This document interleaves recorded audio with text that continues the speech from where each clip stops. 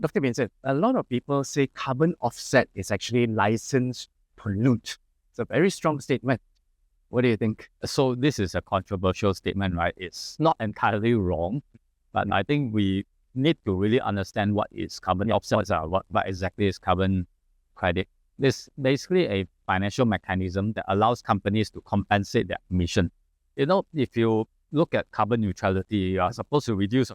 So no matter how you reduce your carbon by mathematical constraint, you cap it with zero. You need a big negative to become zero. It's easy to understand.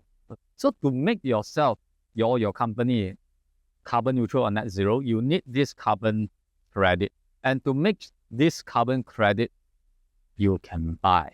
And therefore, carbon credit is something like a license to pollute, but it sounds so bad. So I think it is very important that we know this is still helping the environment. So we cannot say that it's a license to pollute. It's a mechanism that should be used as a last resort, but it's still helping the environment. I see, right. So how exactly do you do carbon offset? I mean, a lot of people would say, I have a lot of trees. Can I produce a negative carbon? What's the mechanism?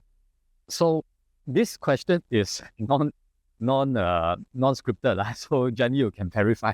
So in creating a forest, I always tell people that there are about 8 ways to do this, but the top 3 ways is reforestation, and prevention of deforestation. So if you look at a piece of forest and then you say, give me carbon credit, I'm going to tell you 0.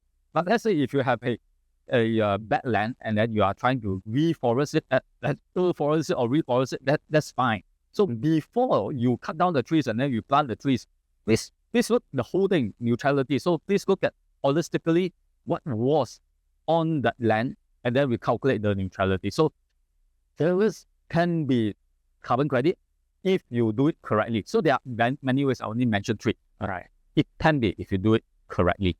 I see. So I basically can't just go to a forest and say, I produce negative carbon, basically. All right. So for companies, should we invest in carbon offsets, or should we focus on reducing emission? Which one is easier and which one is more beneficial? So I always advocate for companies to reduce emission. Until it is impossible, then use of last resort. And if we look at even the standards like carbon neutrality 14,068 and even net zero SBT, if we look at the recommendation, it is always please reduce the carbon emission, and then you start talking about getting offset from another place, another company, another country.